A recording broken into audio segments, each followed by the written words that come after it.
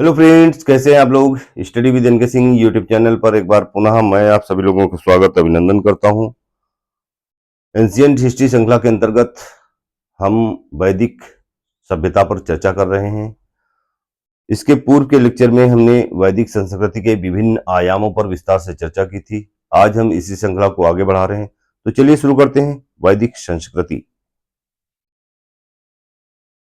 वैदिक संस्कृति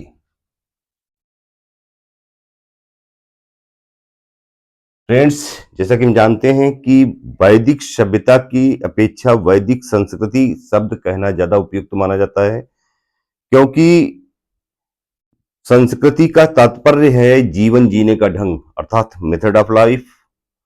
और जब कोई सभ्यता की आने वाली पीढ़ियां इसे व्यवहार में अपना लेती हैं, अर्थात उसके अनुरूप आचरण करने लगती हैं, तो वो सभ्यता सभ्यता न होकर के संस्कृति में परिणित हो जाती है, बदल जाती है। तो इसलिए वैदिक संस्कृति कहना ज्यादा उपयुक्त समझा जा सकता है। अब हम आगे बढ़ रहे हैं। देखिए, एक मान्यता है कि ऋग्वेद के मंत्रों को परमेश्वर ने प्राचीन ऋषियों को अप्रत्यक्ष रूप से सुनाया था, इसीलिए इसे श्रुति साहित्य भी कहा जाता है। ठीक है। और इसके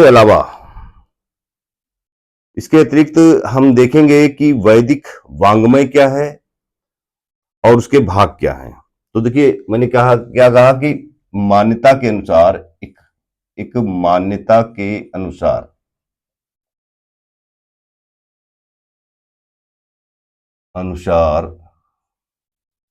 ऋग्वेद के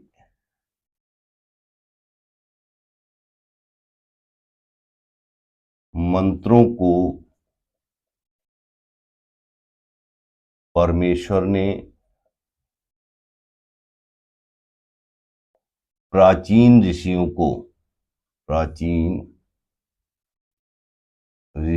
को अप्रत्यक्ष रूप से सुनाया था, इसीलिए इसे श्रुति साहित्य भी कहा जाता है।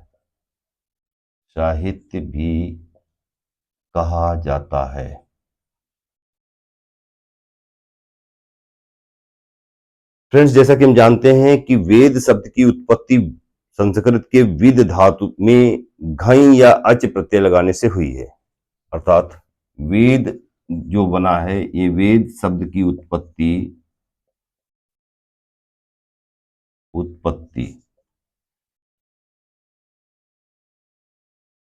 संस्कृत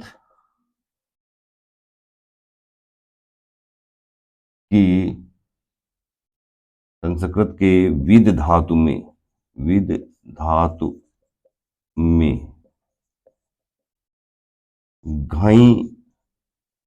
घई या अच प्रत्यय लगाने से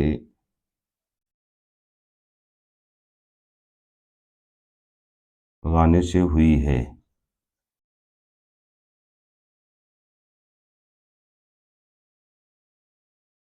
जिसका शाब्दिक अर्थ ज्ञान अर्थात नॉलेज होता है। तो हमने देखा कि संस्कृत के विद धातु में घई प्रत्यय या अच प्रत्यय लगाने से वेद शब्द की उत्पत्ति हुई है, और इसका शाब्दिक अर्थ होता है ज्ञान अर्थात नॉलेज। अब हम देखेंगे कि वैदिक वांग्मय क्या है। तो हमारी अगली हेडिंग है वैदिक वांग्मय।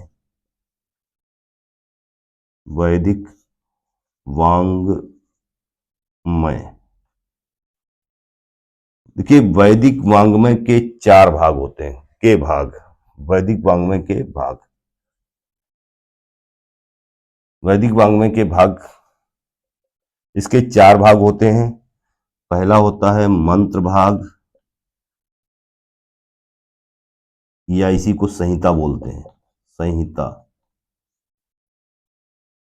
दूसरा है ब्राह्मण,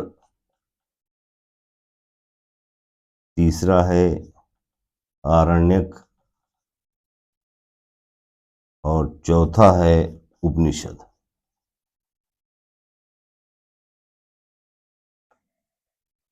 आप स्क्रीनशॉट ले लीजिए, चर्चा को आगे बढ़ाते हैं। थोड़ी जगह खाली कर लेते हैं। जैसा कि मैंने कहा कि एक मान्यता है कि ऋग्वेद के मंत्रों को परमेश्वर ने जब प्राचीन ऋषियों को अप्रत्यक्ष रूप से सुनाया तो इसी वजह से इसे जो है श्रुति साहित्य भी कहा जाता है। और वेद शब्द की उत्पत्ति संस्कृत की विद धातु में घई प्रत्यय या अच प्रत्यय लगाने से हुई है और जिसका शाब्दिक अर्थ होता है ज्ञान अर्थात नॉलेज। वैदिक वाङ्मय क्या होता है? वैदिक वाङ्मय के 4 भाग होते हैं। नंबर 1 हमने कहा मंत्र भाग या संहिता, नंबर 2 ब्राह्मण, नंबर 3 आरण्यक और नंबर 4 उपनिषद। तो अब आगे चर्चा कर बढ़ाते हैं।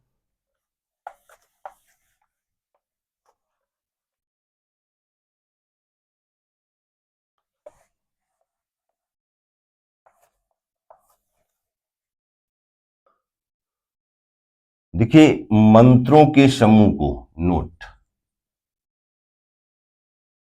मंत्रों के समूह को संहिता कहा जाता है, संहिता कहा जाता है। तो ये बात तो स्पष्ट हो गई कि संहिता क्या है, अर्थात मंत्रों का समूह है। ठीक है। अब संहिता के 4 भाग होते हैं। संहिता के भाग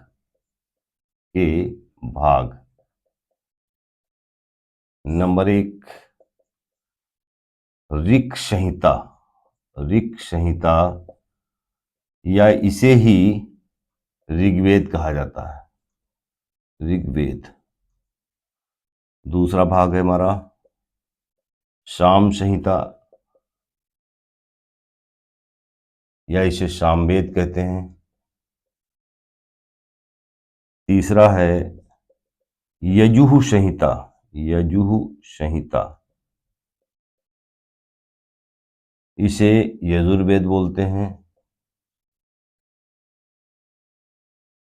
और चौथा है अथर्व संहिता, इसे अथर्ववेद कहा जाता है, वेद कहा जाता है। तो देखिए मंत्रों के समूह को हम संहिता बोलते हैं और संहिता के 4 भाग होते हैं। पहला है ऋक् संहिता अर्थात ऋग्वेद, दूसरा है साम संहिता अर्थात सामवेद, तीसरा जो है हमारे पास है यजुः संहिता जिसके हम यजुर्वेद बोलते हैं और चौथा अथर्व संहिता अर्थात अथर्ववेद। अब हम चर्चा को आगे बढ़ा रहे हैं। देखिए एक महाभाष्यकार हैं पतंजलि, तो महाभाष्यकार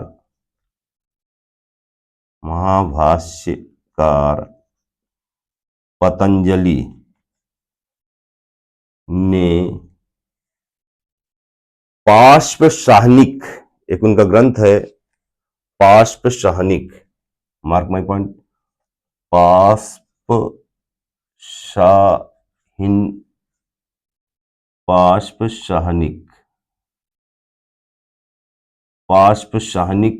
ग्रंथ में महाभाष्यकार पतंजलि ने पार्श्वसाहनिक ग्रंथ में ऋग्वेद की 21,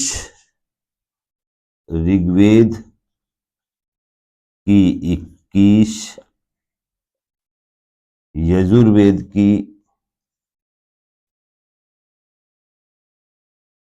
100, सामवेद की 1000 तथा अथर्ववेद की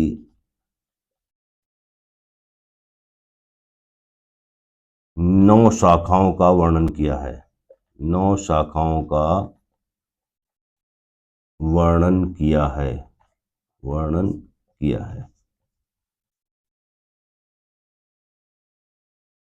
तो महाभाष्यकार पतंजलि हैं, आप जानते हैं कि इन्होंने ऋग्वेद की 21 शाखाएं बताई हैं और यजुर्वेद की 100 शाखाएं, सामवेद की 1000 शाखाएं और अथर्ववेद की 9 शाखाएं बताई हैं। अर्थात इस तरीके से अगर हम देखें तो कुल मिलाकर के 1130 शाखाओं का वर्णन किया है। अतः कुल 1130 शाखाओं का वर्णन किया गया है जिसमें से अधिकांश शाखाएं अध्ययन के अभाव में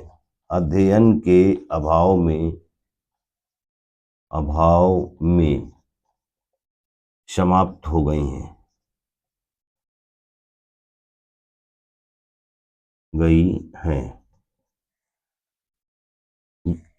महाभाष्यकार पतंजलि ने ऋग्वेद की 21, यजुर्वेद की 100, सामवेद की 1000 और अथर्ववेद की 9 शाखाओं का वर्णन किया है। इस प्रकार अगर हम देखें तो कुल मिलाकर के 1130 शाखाओं का वर्णन किया गया है और इनमें से अधिकांश शाखाएं अध्ययन के अभाव में समाप्त हो गई हैं, केवल कुछ शाखाएं शेष बची हैं। तो आप स्क्रीनशॉट ले लीजिए, चर्चा को हम आगे बढ़ाते हैं।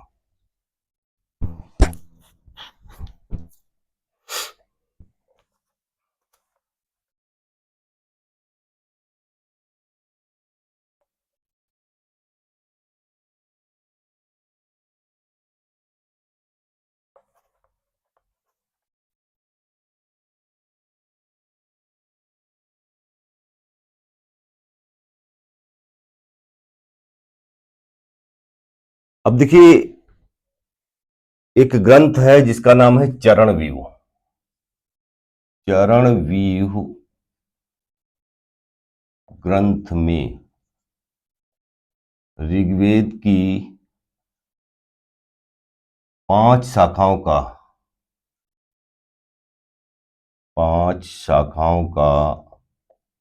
वर्णन किया गया है।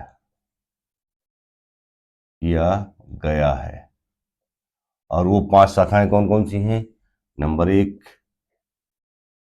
शाकल शाखा, नंबर 2 वाष्कल, नंबर 3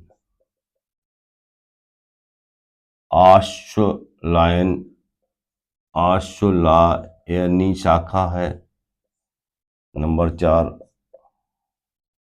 यह है शांखायनी शाखा, शांखायन से शांखायनी बनी है, शांखायनी शाखा। और नंबर 5 मांडुकायनी शाखा, मांडुकायनी शाखा। तो ये 5 शाखाओं का हमको एक ग्रंथ है चरण व्यूह, इसमें हमें 5 शाखाओं का वर्णन दिखाई पड़ता है। इनमें से केवल और केवल हमें यहाँ पर शाकल शाखा ही उपलब्ध है। वर्तमान में जो शाकल शाखा है केवल वही शाखा उपलब्ध है। ठीक है, तो ये कुल मिलाकर के शाखाएं हैं और हर वेद की अलग अलग शाखाएं हैं। मैं आगे विस्तार से चर्चा करूंगा। अभी मैं वेदों का एक विहंगावलोकन पर चर्चा करूंगा, अर्थात वेद एक सरसरी नजर में। वहां पर हम देखेंगे कि ऋग्वेद की कितनी शाखाएं हैं, यजुर्वेद की कितनी शाखाएं हैं, सामवेद की कितनी शाखाएं हैं, अथर्ववेद की कितनी शाखाएं हैं, सब पर हम एक विस्तार से चर्चा करेंगे। लेकिन चूंकि अभी हम पहले बिंदु पर हैं, ऋग्वेद पर चर्चा कर रहे हैं, तो आप इसके स्क्रीनशॉट ले सकते हैं। ठीक है, वर्तमान में आप नोट डालकर ये लिख सकते हैं, नोट डाल करके कि वर्तमान में केवल शाकल शाखा ही उपलब्ध है, शाकल शाखा ही उपलब्ध है।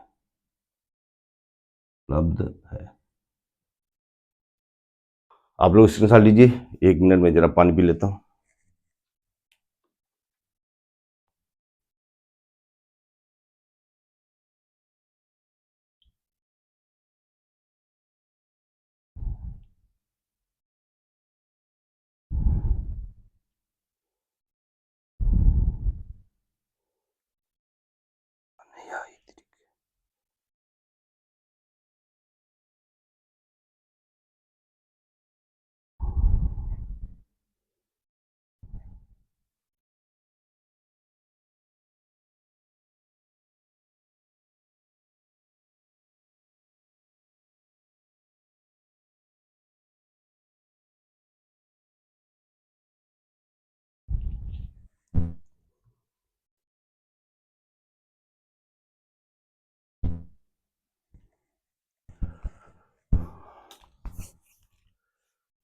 तो जैसा कि मैं बात कर रहा था कि चरण व्यू ग्रंथ में ऋग्वेद की 5 शाखाओं का वर्णन किया गया है और उन 5 शाखाओं में से मैंने ये आपके सामने रखी।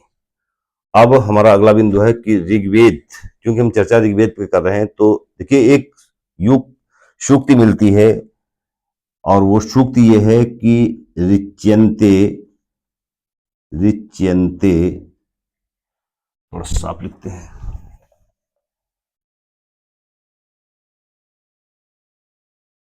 ऋच्यन्ते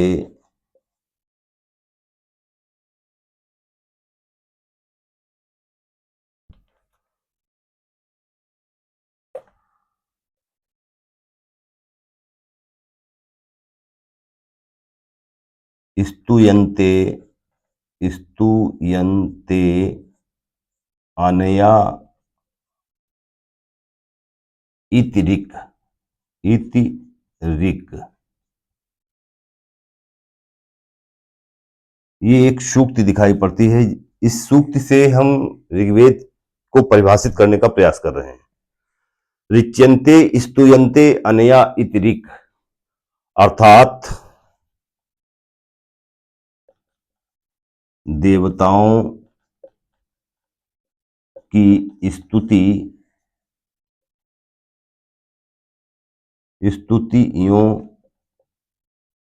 अथवा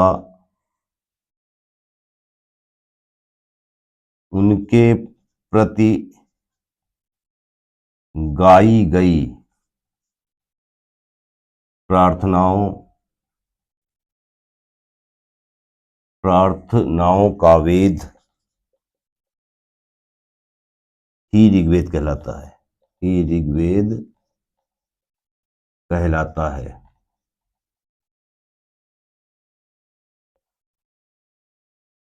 देखिए, जब हम ऋग्वेद पर गहन अध्ययन करते हैं तो हमको एक ये सूक्ति दिखाई पड़ती है और इस सूक्ति के माध्यम से हम ऋग्वेद को परिभाषित करने का प्रयास कर रहे हैं। ऋच्यन्ते स्तूयन्ते अनया इति ऋक्, तो अर्थात देवताओं की स्तुतियों अथवा उनके प्रति गाई गई प्रार्थनाओं का वेद ही ऋग्वेद कहलाता है। आप स्क्रीनशॉट ले लीजिए, चर्चा को आगे बढ़ाते हैं।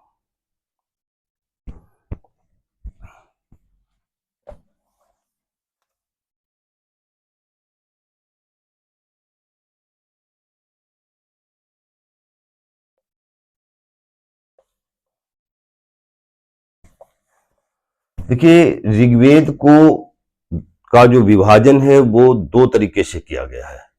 अब हमारा अगला बिंदु होगा ऋग्वेद का विभाजन। ऋग्वेद का विभाजन वो 2 प्रकार से है। एक है अष्टक क्रम में, अष्टक क्रम में विभाजन है, और एक है मंडल क्रम में, मंडल क्रम में ये विभाजन है। तो देखिए 2 तरीके से हमें विभाजन दिखाई पड़ता है इस ऋग्वेद का, अष्टक क्रम में और मध्यम ये मंडल क्रम में। तो जो अष्टक क्रम में पहले हम देख लेते हैं। देखिए, इसके अंतर्गत हम देखेंगे कि संपूर्ण ऋग्वेद को 8 अष्टकों में,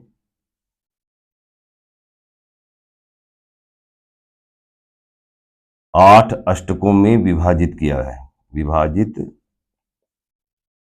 गया है तथा प्रत्येक अष्टक को 8 अध्यायों में और प्रत्येक अध्याय को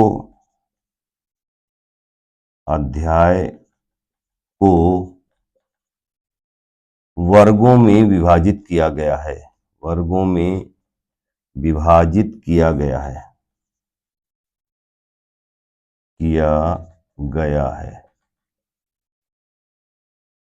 इस प्रकार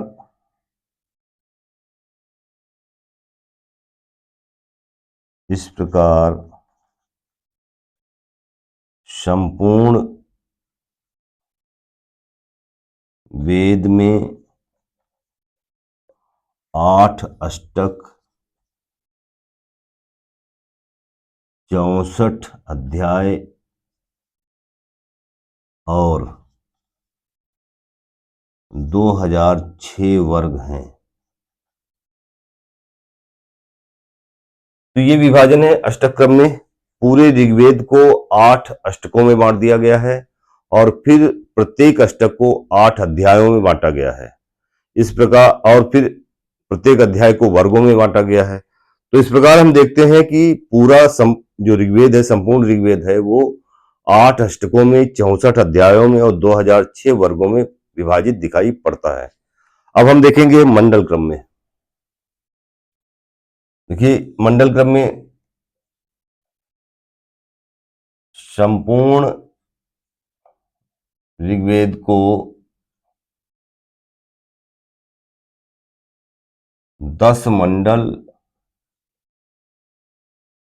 85 अनुवाक और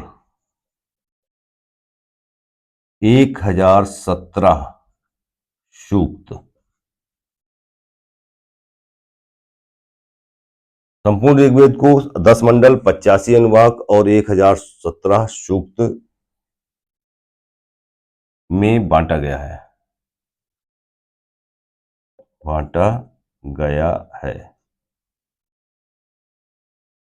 तथा इसमें बालखिल्य के 11 सूक्तों को जोड़ा गया है। अर्थात बालखिल्य के 11 सूत्रों को, बालखिल्य के 11 सूक्तों को, बालखिल्य के 11 सूक्तों को अष्टम मंडल में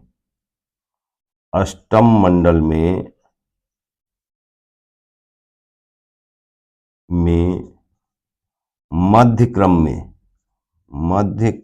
में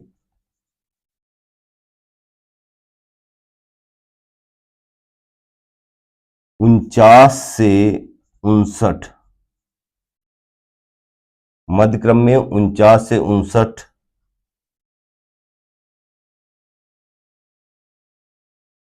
सूक्त के बीच में, मध्य क्रम में 49 से 59 सूक्त के बीच में स्थान दिया गया है।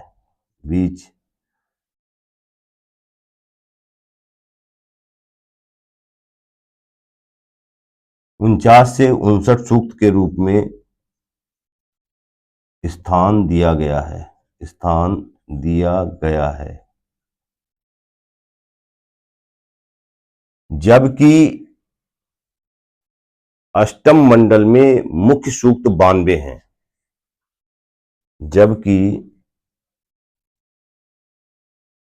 अष्टम मंडल में मुख्य सूक्त 92 हैं। कहने का मकसद यह है कि जो ऋग्वेद है, ऋग्वेद को 10 मंडल में बांटा गया है और 10 मंडल के अलावा इसे 85 अनुवाक में बांटा गया है। 85 अनुवाक के अतिरिक्त इसे 1017 सूक्त में बांटा गया है। इन 1000 जो 17 सूक्त हैं, इसके अतिरिक्त 11 सूक्त बालखिल्य के जोड़े जाते हैं। इसके बालखिल्य के, और ये 12 सूत्र कहां से कहां तक जोड़े जाते हैं, तो ये बालखिल्य शुरू होता है 49 से लेकर के 59 के बीच में, यानी 49 से 59 तक जो है ये बालखिल्य के सूक्त हैं। किसके हैं? 49 से 59 तक बालखिल्य के ये 11 सूक्त हैं और इसमें मुख्य सूक्त 92 हैं। तो अगर हम इसमें 92 में 11 जोड़ देते हैं तो ये 103 सूक्त हमको दिखाई पड़ते हैं। और इस प्रकार से 11 सूक्त अगर हम इसमें 1017 में जोड़ देते हैं तो ऋग्वेद में कुल हमको 1028 सूक्त दिखाई पड़ते हैं। तो इस प्रकार ऋग्वेद में कुल 1017 प्लस 11 बराबर 1028 सूक्त दिखाई पड़ते हैं, दिखाई पड़ते हैं। कहने का मकसद यह है कि संपूर्ण जो ऋग्वेद है इसको 10 मंडलों में बांटा गया है। 10 मंडलों को के अलावा इसे 85 अनुवाक में बांटा गया है। और इसमें जो 8वां मंडल है, 8वें मंडल के मध्य क्रम में 49 से लेकर के 59 तक ये 11 सूक्त जो हैं, ये 11 सूक्त जो हैं ये बालखिल्य के हैं, इनको अलग से जोड़ा गया है। और इस तरीके से हम देखते हैं कि 1017 और 11 जोड़ करके टोटल ऋग्वेद में 1028 सूक्त हमको दिखाई पड़ते हैं। ठीक है, आप स्क्रीनशॉट ले लीजिए, चर्चा को आगे बढ़ाते हैं।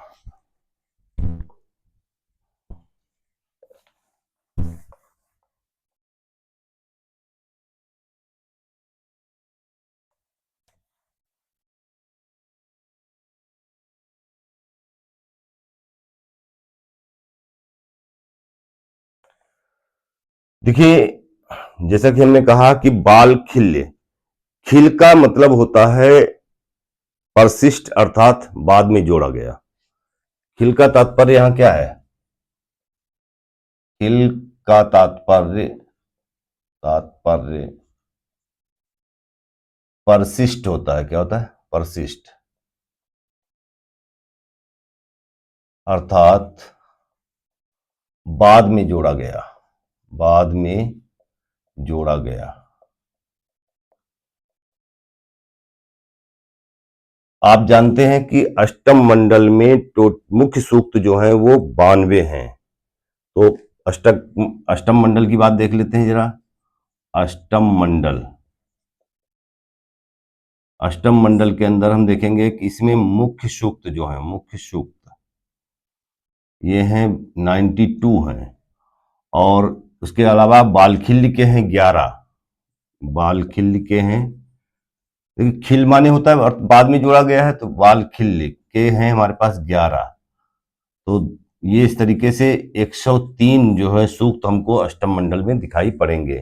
ठीक है, तो इस बात को भी आप ध्यान रखिएगा। अब हम देखिए, बात चूंकि मंडल की चल रही, तो यहीं पर मंडल का क्रम जो है, किस मंडल में कितने सूक्त हैं, इस बात की भी चर्चा कर ली जाए। तो देखिए, प्रथम मंडल, एक तरफ हम लिख लेंगे मंडल, एक तरफ हम लिखेंगे सूक्त, कुल सूक्त, कुल सूक्त। और एक तरफ हम इसमें इसी में एक कॉलम और बना लेते हैं, इनके रचयिता, रचयिता। तो देखिए, ये टेबल टाइप बना लेते हैं। प्रथम मंडल, प्रथम मंडल में 191 सूक्त हैं। और इसके जो रचयिता माने जाते हैं, मधुछंदा माने जाते हैं। कौन? एक अकेले यही नहीं है, मधुछंदा। इसके अलावा, मधुचंदा के अलावा हमें यहाँ पर दिखाई पड़ते हैं दीर्घतमा, ठीक है, और अगस्त्य,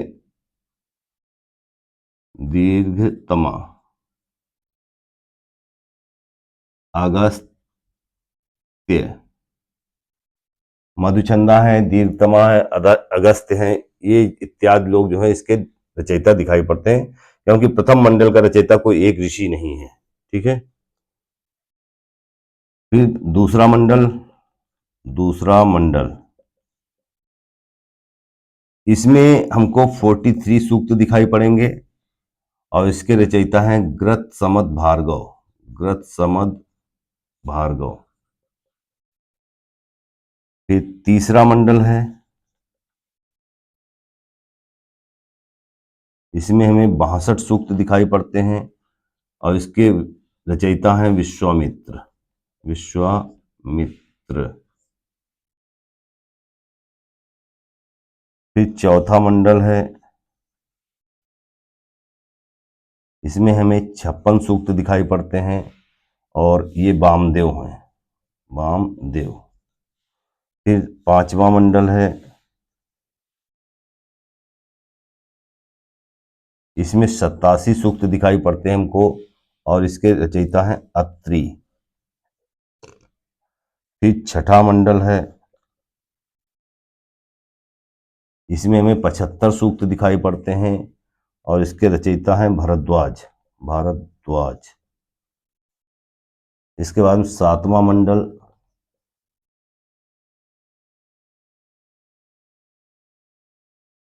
सातवां मंडल में हमको 104 सूक्त दिखाई पड़ते हैं और इसके रचयिता हैं वशिष्ठ।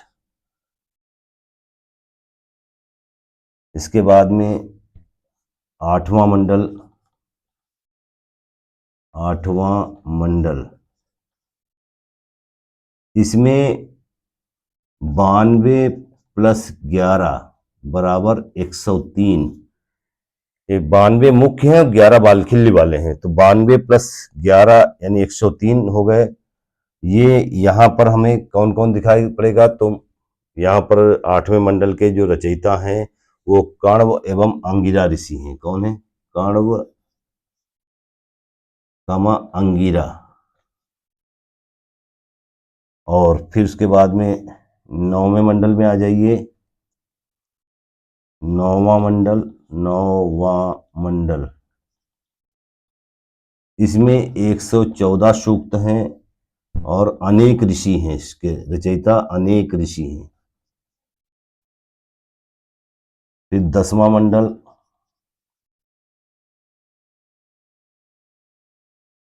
इसमें फिर 191 सूक्त हैं और अनेक ऋषि हैं, अनेक ऋषि।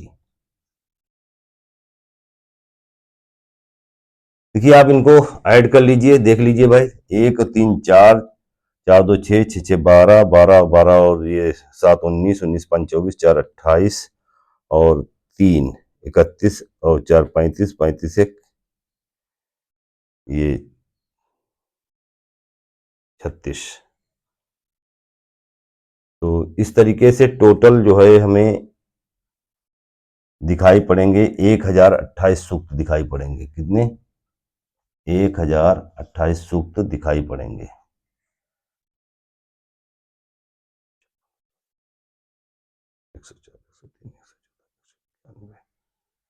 एक एक 3 1 4 4 2 6 6 12 12 12 4 28।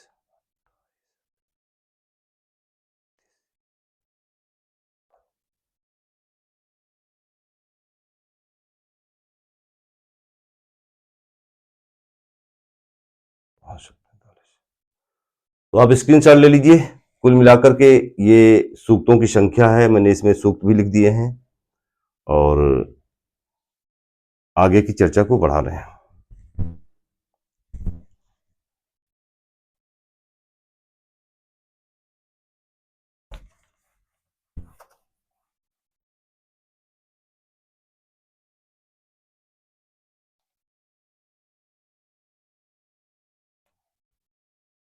देखिए इसके बाद हमने देख लिया कि कौन कौन सा मंडल है।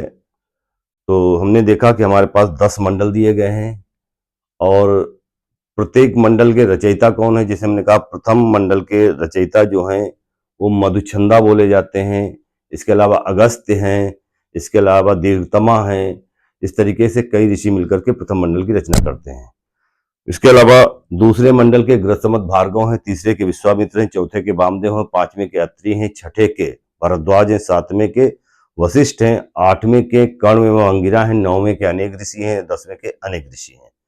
तो ये हमने मंडल देख लीजिए, देख लिए और किस मंडल का रचयिता कौन है ये बात कर ली, किस मंडल में कितने सूक्त हैं मैंने ये भी बात कर ली। अब हमारा अगला बिंदु है कि इनके अंदर अब क्या है। तो देखिए यहां पर एक बात याद रखिएगा कि 2 से 7 तक, 2 से 7 तक, 2 से 7 तक मंडल जो है, 2 से 7 तक का मंडल,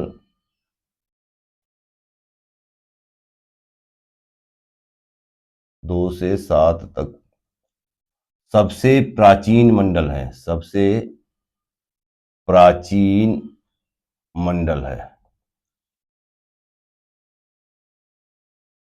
इसे वंश मंडल, कामा गोत्र मंडल के नाम से भी जाना जाता है, गोत्र मंडल के नाम से भी जाना जाता है, से भी जाना जाता है। एक बिंदु ये हो गया। दूसरा बिंदु है कि पहला और 10वां, 1 और 10, 10वां मंडल सबसे नया है, सबसे नया है। ठीक है, एक बात ये हो गई। इसके अलावा देखिए, इसमें ऋग्वेद में 33 कोटि देवताओं का वर्णन किया गया है।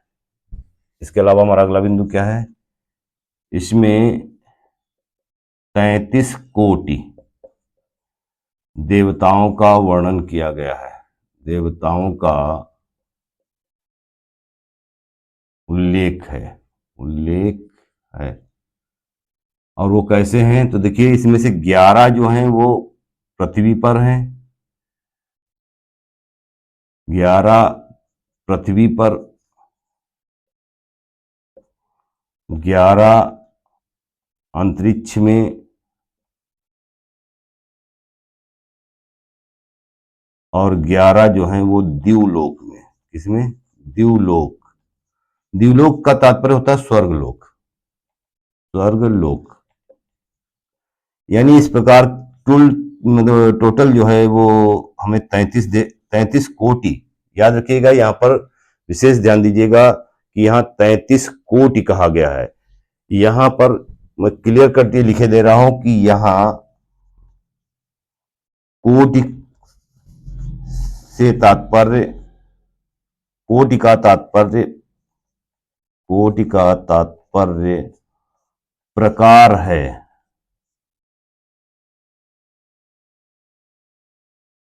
कोटि का तात्पर्य प्रकार है, कोई संख्यावाचक करोड़ नहीं, करोड़ नहीं। देखिए, जैसा कि आम एक भ्रांति फैली हुई है हमारे समाज में कि हिंदू देवी देवताओं की संख्या 33 करोड़ है, करोड़ नहीं हुई भी, 33 कोटि है, और कोटि का मतलब प्रकार होता है। यहाँ कोटि का तात्पर्य संख्यावाचक कतई नहीं है, आप इस बात का ध्यान रखिएगा। ये 11 देवता जो हमको पृथ्वी पर दिखाई पड़ते हैं, 11 अंतरिक्ष के हैं, 11 द्यूलोक में, और द्यूलोक का मतलब होता है स्वर्गलोक। तो ये कुछ चर्चा थी, आगे और बढ़ा रहे हैं इसके। देखिए, इसके अलावा ऋग्वेद में महामृत्युंजय मंत्र, ऋग्वेद में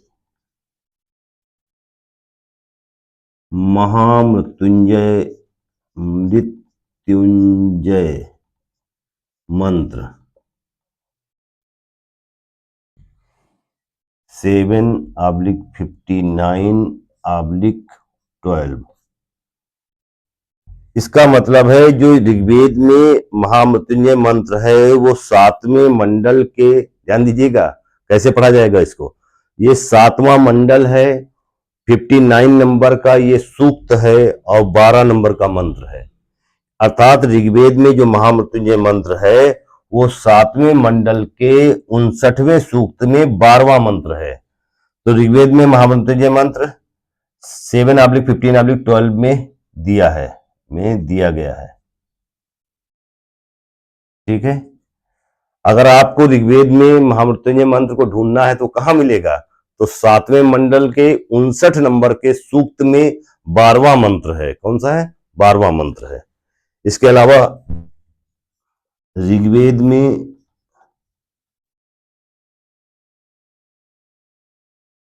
गायत्री मंत्र,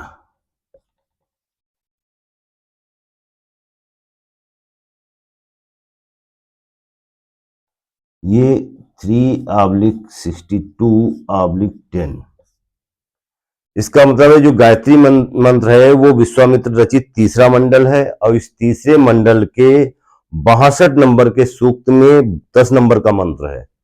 ठीक है, में दिया गया है, में दिया गया है। आई थिंक आप समझ पाए होंगे, ये इस तरीके से लिखा जाता है ये पहली संख्या मंडल को दिखाती है, दूसरी संख्या सूक्त को दिखाती है और तीसरी संख्या मंत्र को दिखाती है। तो स्क्रीनशॉट ले लीजिए।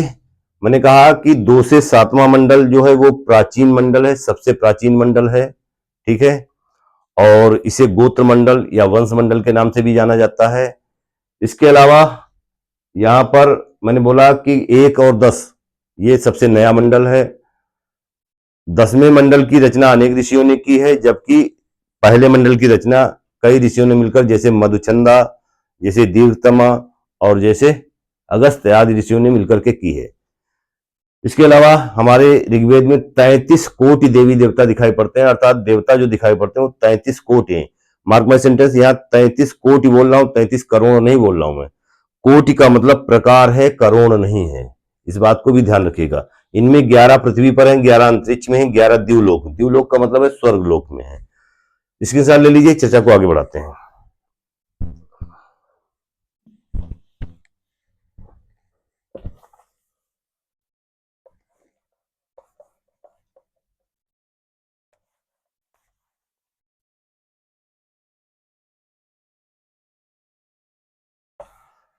देखिए, ऋग्वेद का जो 7वां मंडल है एक चीज के लिए और बहुत चर्चित है, तो 7वां मंडल देख लेते हैं। 7वां मंडल, 7वां जो मंडल है इसमें दासराग युद्ध दिया गया है। क्या चीज है? दासराग युद्ध का, दसराग युद्ध का वर्णन दिया है। क्या चीज है?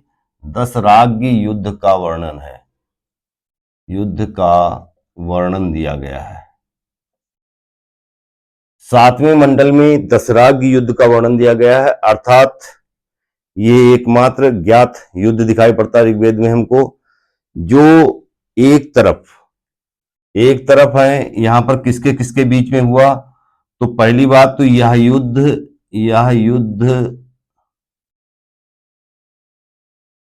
परुष्णी नदी,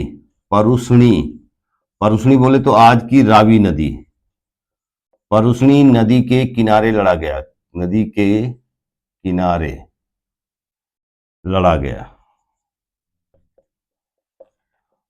अब इसमें एक तरफ है भरत जन कबीला, भरत जन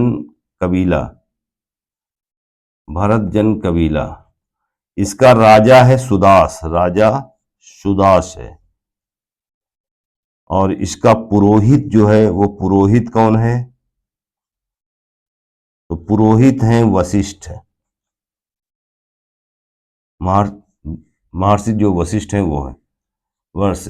और किसके किसके बीच में है? एक तरफ है भरत जन कबीला और एक तरफ है 10 कबीले, 10 राजाओं का संघ, 10 राजाओं का संघ है। और ये 10 राजाओं का संघ में कौन आएंगे? तो देखिए यहां पर एक है अनु, द्रुहु, यदु, पुरु, तुर्वस, शिव, वैशाणिक, पक्त, अनिल।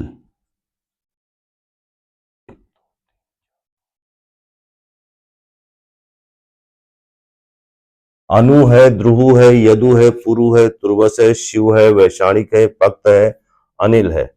ये सब कबीले हैं, इत्यादि कबीले ये हैं।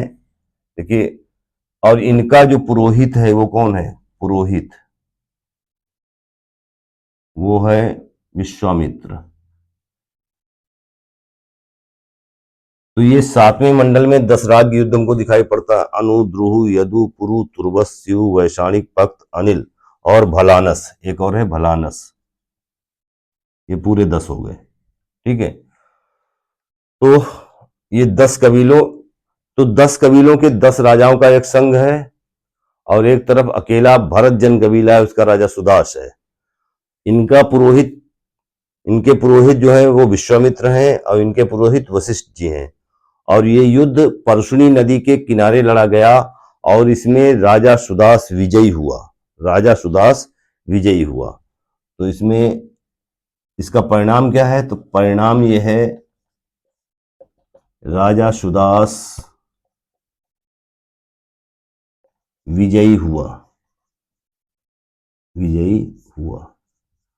तो इस युद्ध का वर्णन भी हमको ऋग्वेद के 7वें मंडल में हमको दिखाई पड़ता है। ठीक है, तो स्क्रीनशॉट ले लीजिए, चर्चा को आगे बढ़ाते हैं।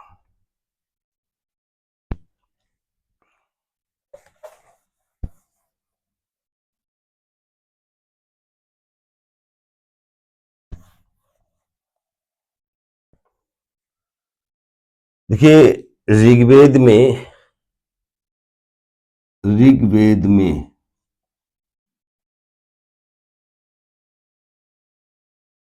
सिंधु नदी का वर्णन, सिंधु नदी का उल्लेख 176 बार हुआ है। ठीक है, सिंधु नदी का उल्लेख जो है वो 176 बार हुआ है।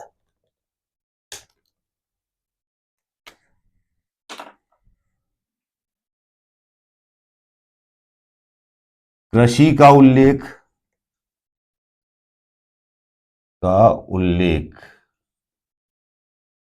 जो कृषि है इसका उल्लेख 24 बार हुआ है। गंगा का उल्लेख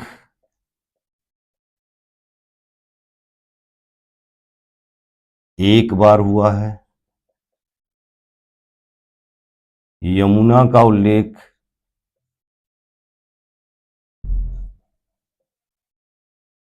3 बार हुआ है। इसके अलावा यहां पर याद रखिएगा, ऋग्वेद में सबसे महत्वपूर्ण नदी जो है वो सिंधु नदी है। ऋग्वेदिक काल में सबसे महत्वपूर्ण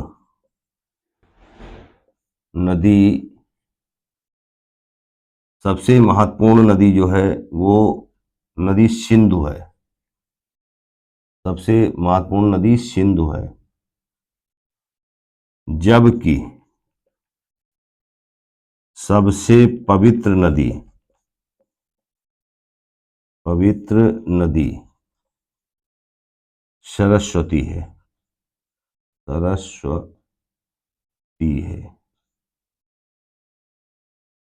सरस्वती है।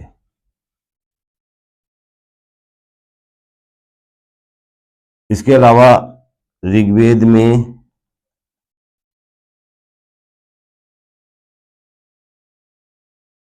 गाय को आहन्या या अघन्या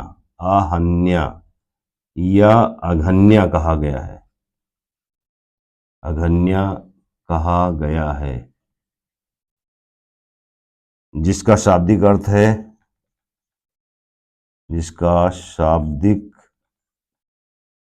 अर्थ होता है न मारने योग्य।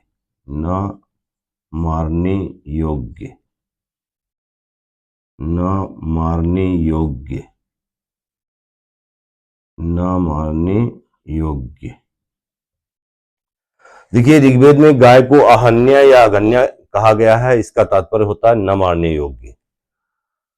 तो ये कुछ बिंदु थे।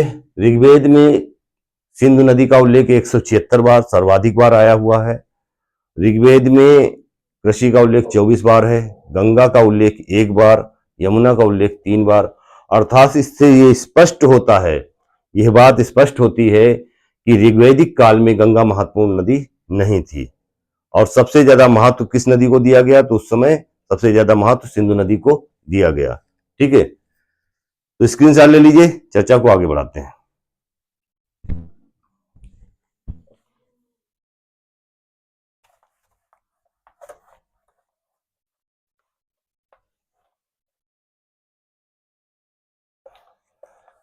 देखिए अब हम देखेंगे ऋग्वैदिक कालीन नदियां, और मैंने एक फिगर भी बना के रखा हुआ है। ये ऋग्वैदिक कालीन सप्त सिंधु प्रदेश को मैंने यहाँ दर्शाया हुआ है। इन नदियों का ऋग्वैदिक कालीन नाम क्या है, इस पर अब हम चर्चा करने जा रहे हैं। तो देखिए, एक तरफ हम लिखेंगे ऋग्वैदिक कालीन नाम, ऋग्वैदिक कालीन नाम, और एक तरफ लिखेंगे हम आधुनिक नाम। ठीक है। देखिए, सबसे पहले हम अफगानिस्तान की 4 नदियों की बात करेंगे। एक नदी है कुभा। कौन सी? कुभा। इसका आधुनिक नाम है काबुल। फिर एक नदी है क्रूमू, इसका आधुनिक नाम है कुर्रम। फिर एक नदी है सुवास्तु, इसका आधुनिक नाम है स्वात। फिर एक नदी है गोमती, जिसका आधुनिक नाम है गोमल। ये 4 ऊपर की ये 4 नदियां जो हैं, ये अफगानिस्तान की हैं। अफगानिस्तान यानी इस वाले क्षेत्र की, अफगानिस्तान की नदियां। इसके अलावा देखिए, सबसे पहले हमने ऊपर लिया ये सिंधु। तो जो सिंधु का ऋग्वैदिक कालीन नाम है हिरण्यई। क्या नाम है? हिरण्यई। हिरण्यई के अलावा इसको ऊर्णावती बोलते हैं, ऊर्णावती, या इसको सुषोमा भी बोलते हैं, सुषोमा। ये सिंधु के 3 नाम हैं, सिंधु के 3 नाम हैं। ठीक है। इसके अलावा हमारी अगली नदी है ये झेलम। झेलम को वितस्ता बोलते हैं। क्या बोलते हैं? वितस्ता। ये वितस्ता नाम है झेलम का। फिर इसके बाद में हमारी अगली नदी है चेनाब। चेनाब को अस्किनी बोलते हैं, अस्किनी। यह है चेनाब। फिर अगली नदी है हमारी ये रावी। रावी को परुष्णी बोलते हैं। अभी हमने दसराग युद्ध में देखा था इसको, परुष्णी। यह है रावी। फिर हमारे पास है व्यास। व्यास का नाम है विपाशा, विपाशा, यानी ये व्यास है। अरे भैया, ये विपाशा है, विपाशा बसु मत समझिएगा। इसके बाद फिर है ये सतलज। सतलज का नाम है शतुद्री। शतुद्री, शतुद्री है शतलुज, सतलज। और इसके अलावा एक नदी है जिसका नाम है ये सदानीरा। सदानीरा, ओहो, सदानीरा। इसका मतलब है ये गंडक है। कौन है? गंडक। और फिर एक नदी है जिसका नाम है नदीतमा। नदीतमा, मातेतमा, मातेतमा, या इसी को कहा जाता है देवीतमा। ये तीनों नाम सरस्वती नदी के हैं। किसके हैं? सरस्वती। तो ये कुछ देखिए, इधर हमने जो नाम लिखे हैं ये ऋग्वैदिक कालीन नाम है। आज की काबुल नदी तब की कुभा बोली जाती थी। कुर्रम को क्रुमु कहते थे, स्वात को सुवास्तु कहते थे, गोमल को गोमती कहते थे। ये ऊपर की 4 नदियां अफगानिस्तान की हैं। इसके अलावा देखिए, सिंधु को हिरण्यई, ऊर्णावती या सुषोमा। हिरण्य सुषोमा इसलिए कहा जाता था क्योंकि ऐसा माना जाता था कि उन दोनों कि ये जो सिंधु जिस नदी से जिस जगह से निकली है, तो आज की डेट में हम कहते हैं ये बोखरचू हिमानी से निकली है, लेकिन तब की डेट में ये कहा जाता था कि ये सुसोम पर्वत से निकली है, और सुसोम पर्वत से निकली है इसलिए इसे सुसोमा कहा जाता था। ऊर्णावती इसलिए कहा जाता था, इस नदी के द्वारा ऊन का व्यापार होता था, इस वजह से इसे ऊर्णावती कहा जाता था। तो झेलम को वितस्ता कहते थे, चिनाब को अस्किनी, रावी को परुष्णी, ब्यास को विपाशा, सतलज को सतुद्री, गंडक को सदानीरा, सरस्वती को नदीतमा, मातेतमा, देवीतमा इत्यादि नामों से जाना जाता था। तो देखिए फ्रेंड्स, ये सभी नदियों का हमने वर्णन कर दिया और आपके सामने मैप पर मैंने दिखाया हुआ है। यहां पर अब सबका नाम अलग अलग दोहरे दोहरे नाम लिखना संभव नहीं है, इसलिए यहां पर जो है आज के आधुनिक नाम लिखे हुए हैं और यहां पर मैंने आधुनिक नाम के साथ में ये हमने ऋग्वैदिक कालीन नाम भी उद्धृत कर दिए हैं। तो मैंने आपसे वायदा किया था कि मैं हिस्ट्री भी मैप पर पढ़ाऊंगा, तो मैंने पूरा मैप विधिवत तैयार करके रखा है और आप यहाँ इसको देख सकते हैं कि ये सब नदियों का पूरा जाल है। इसी को सप्तसिंधु प्रदेश कहा जाता है। यहाँ पर ये अफगानिस्तान में 4 नदियां हैं, अफगानिस्तान की 4 हैं। अफगानिस्तान की देखिए, एक यहाँ पर काबुल है, फिर एक कुर्रम है, फिर एक स्वात है और फिर एक गोमल है। ये 4 नदियां जो हैं हमको अफगानिस्तान में दिखाई पड़ती हैं। इसके अलावा यहां पर सप्तसिंधु प्रदेश में यहां हमको इस फिगर में हमने सरस्वती का को मतलब यहां पर नहीं दिखाया गया है। सरस्वती को इसलिए नहीं दिखाया गया है क्योंकि ऐसी मान्यता है कि सरस्वती नदी अब विलुप्त हो चुकी है और वो बहुत से विद्वानों के मतानुसार वो जो है अब पृथ्वी के अंदर से प्रवाहित हो रही है। अब यह कुछ आधुनिक इतिहासकार हैं जिनका ऐसा मानना है कि सरस्वती नदी जो आज की घग्गर हाखरा नदी है वही सरस्वती नदी है। तो इसलिए इस सरस्वती नदी का मैप पर जो है चित्रांकन नहीं किया गया है। तो आई थिंक आपको पूरी बात समझ में आई होगी।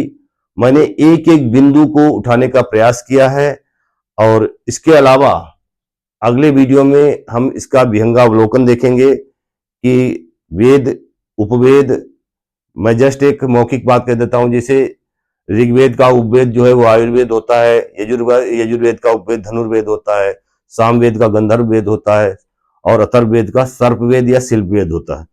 तो इसके अलावा इन किसके कितने आरण्यक हैं, किसके कितने ब्राह्मण हैं, किसके कितने उपनिषद हैं, हर एक बिंदु पर हम विस्तार से चर्चा करेंगे अपने अगले लेक्चर में। लेक्चर बहुत लंबा हो रहा है इसलिए मैं अपनी वाणी को यहीं पर विराम दे रहा हूं।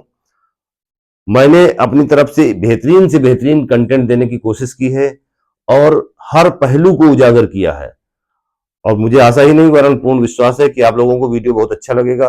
अगर आपको वीडियो अच्छा लगे, आपको दिखाई पड़े कि कोई आपके लिए मेहनत कर रहा है, तो आप इसे लाइक करें, शेयर करें और सब्सक्राइब करें। बस इतनी ही हमारी जो डिमांड है आप लोगों से। हम आपसे क्या मांग रहे हैं, कुछ और थोड़ी मांग रहे हैं, केवल फ्री का एक लाइक और सब्सक्राइब, उसमें कोई पैसा थोड़ी आपका लगना है। अगर आपको दिखता है कि कोई व्यक्ति आपके लिए बहुत मेहनत कर रहा है तो आप लाइक करें, सब्सक्राइब करें और शेयर करें। मिलते हैं नेक्स्ट वीडियो में। इन्हीं शब्दों के साथ मैं विदा ले रहा हूं, तब तक के लिए जय हिंद।